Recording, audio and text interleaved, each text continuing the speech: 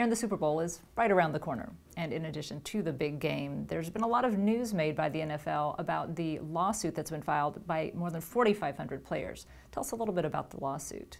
Well, the lawsuit was filed in federal court and it was certified as a class action. The basis of the lawsuit was the assertion that the NFL was negligent in not taking proactive steps to reduce the effects of head injuries on players.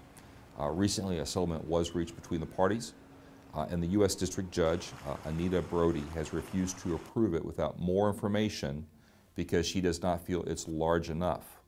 What are the terms of the settlement? How much money are we talking about? Well, Judge Brody initially denied approval of $765 million settlement for head injuries on the basis that it may not be large enough to cover as many as 20,000 retired players.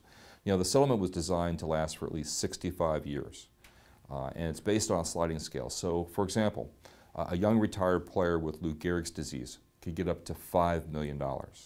A player with serious dementia could get $3 million. An 80-year-old player with early dementia could receive around $25,000. Why did Judge Brody refuse to give preliminary approval of the $765 million lawsuit, and what's the next step? Well, the NFL generates around $9 billion in revenue each and every year.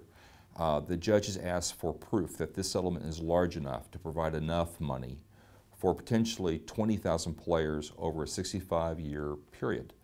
The judge states in her 12-page opinion, and I quote in part, "I am primarily concerned that not all retired NFL football players who ultimately receive a qualifying diagnosis will be paid." Aaron, what's the bottom line for the NFL's head injury lawsuit?